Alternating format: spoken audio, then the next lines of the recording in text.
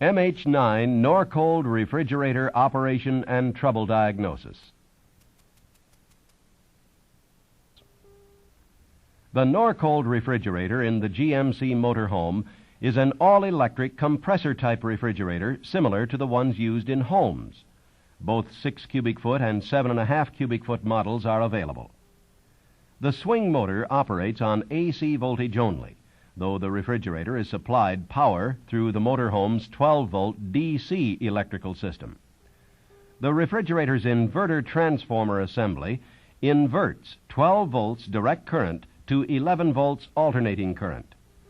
The inverter transformer then transforms the 11 volts AC to 20 or 23 volts AC, depending on the size of the refrigerator. The 6 cubic foot model requires 20 volts AC.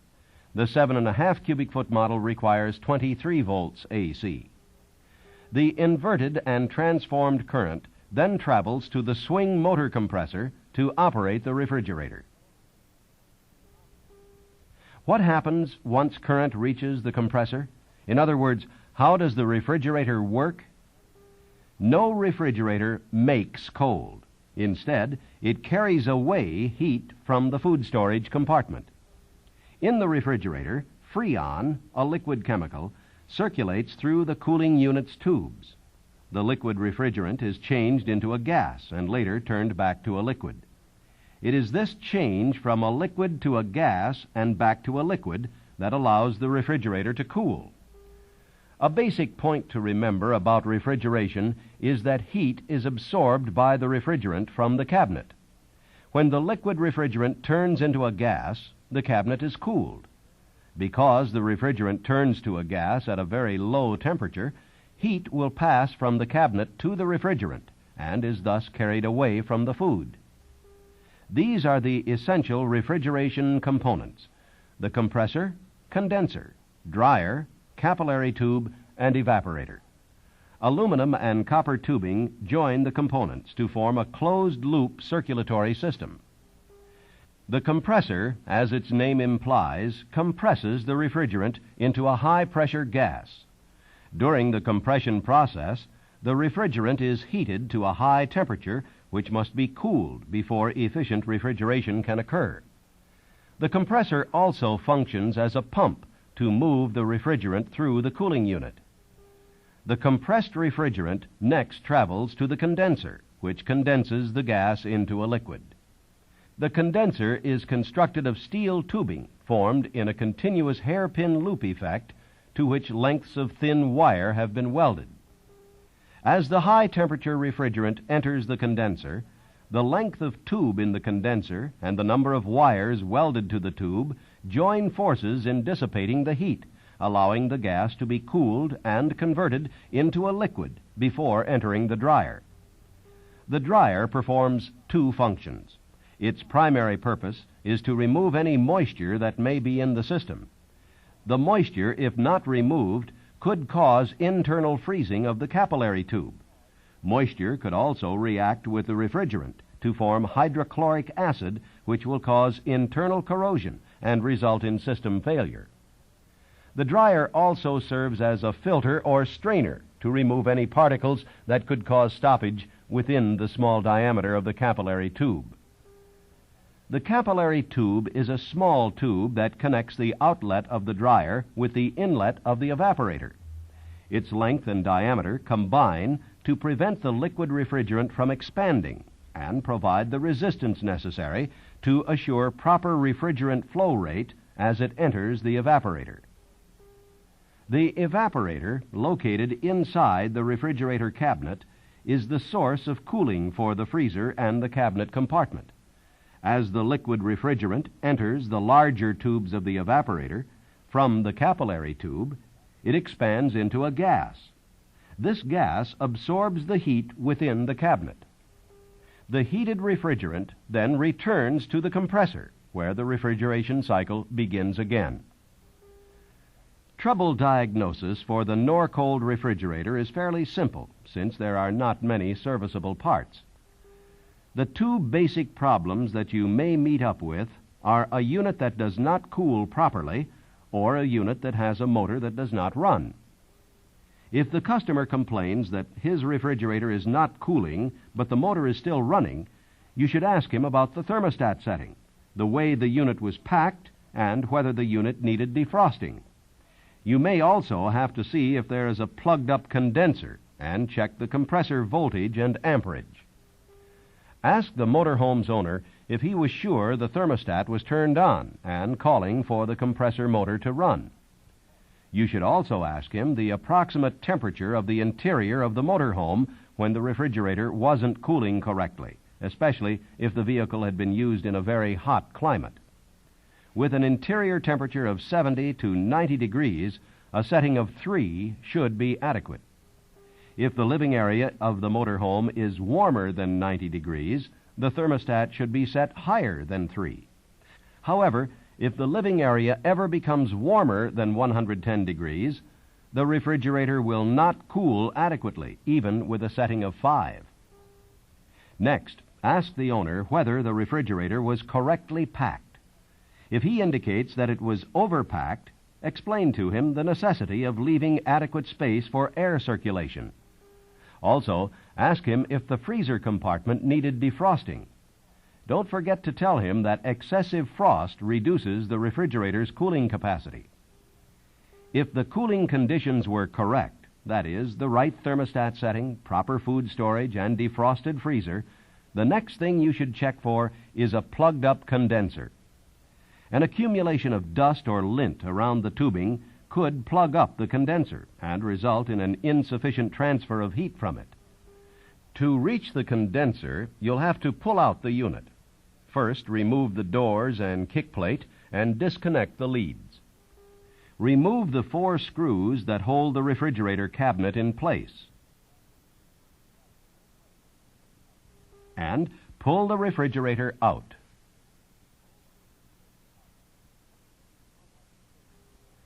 Look to see how much lint is around the tubing and dust the condenser if it needs it. If the condenser was free of dust or lint, the next thing you should do is check the voltage at the compressor terminal.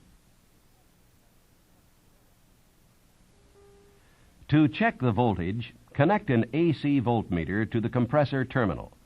The voltage should read 28 volts AC plus or minus 1 if the refrigerator is the 6 cubic foot model, and 32.5 volts AC plus or minus 1 with the 7.5 cubic foot model. Because a standard AC voltmeter is RMS compensated, the meter will read a high AC compressor voltage on DC operation. Therefore, to determine the true voltage, you'll have to multiply the voltage reading by 0.707. For the 6 cubic foot unit, the true voltage should be 19 to 21 volts, and for the 7.5 cubic foot unit, the voltage should be 22 to 24 volts. If the compressor voltage is low, it could be caused by insufficient DC supply voltage. To determine if it is, you should check the voltage at the refrigerator or the batteries to make sure there is at least 12 volts DC of power source. If there isn't, recharge or replace the battery. If the compressor voltage is normal, check the amperage. Remove the refrigerator fuse in the living area electrical compartment, and then remove the wire from the compressor terminal and connect a 0 to 5 amp meter into the circuit. It's important to note, whenever inserting an amp meter into a circuit, always disconnect the power supply first. Reinstall the refrigerator fuse, and now the meter should read approximately 2 amps if you're working on the 6 cubic foot refrigerator and 2.6 amps for the 7.5 cubic foot model. If the amperage is high, the system is undercharged. If it's low, the system is overcharged. In either case, the entire cooling system assembly must be replaced. To remove the cooling assembly from the cabinet, the refrigerator will have to be pulled first. Then all of the screws that hold the cooling assembly will have to be removed. Remove the 2 nuts and bolts that hold the thermostat sensing element to the evaporator. Inside the refrigerator, take out the 4 screws at the top of the freezer and the 4 screws at the top of the lower cabinet. These screws hold the evaporator plate in place. Then remove the 14 screws that hold the white plate in place in back of the freezer. Half of the screws will have to be reached from the refrigerator compartment. Take out the plate by letting it slowly drop down. At the back of the refrigerator, disconnect the electrical leads to the compressor. Remove the caulk around the Freon lines.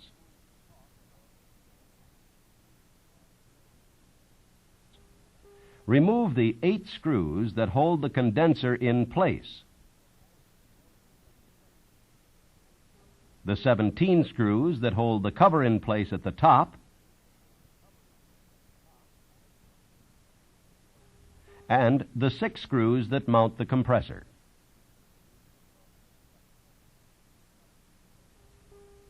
With the cover behind the freezer compartment removed, cut out the insulation.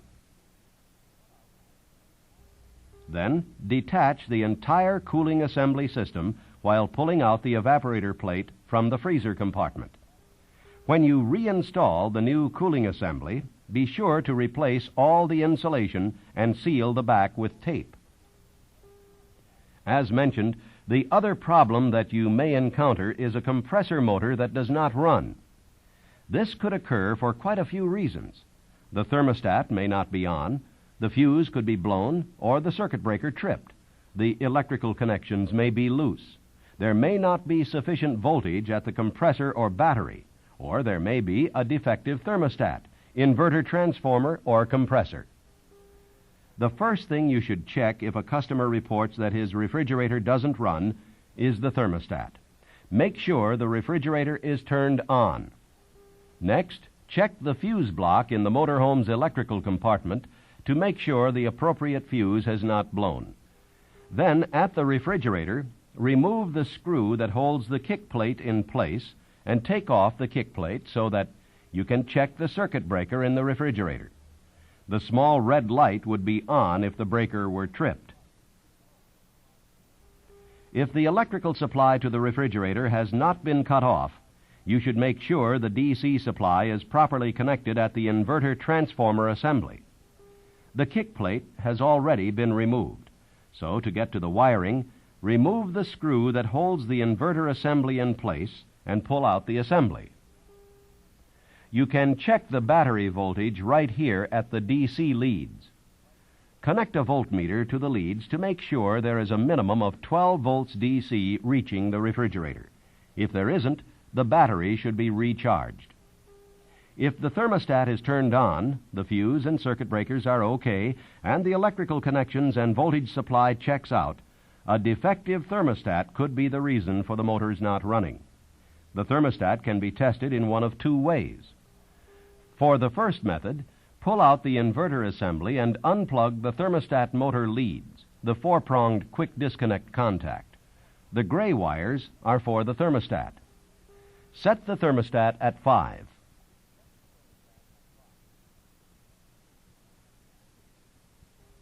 Connect the ohmmeter to the plug contacts of the gray leads. If no continuity is present, the thermostat is defective and needs replacing. To detach the thermostat, remove the 4 screws at the thermostat faceplate and the 2 nuts that hold the sensing element in place.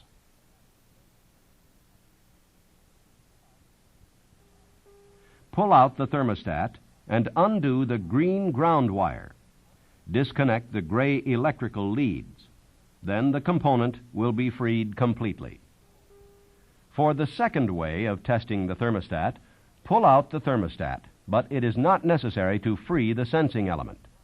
Then install a jumper to the terminal ends of the lead wire as you see here. If the motor then starts to run, the thermostat is defective and you need to install a new one. If the thermostat is not defective, you should check the inverter transformer assembly. To determine if the inverter is defective, disconnect the AC plug, the inverter transformer plug, and the circuit breaker connectors. Then plug a good converter to these connections. Connect the DC leads.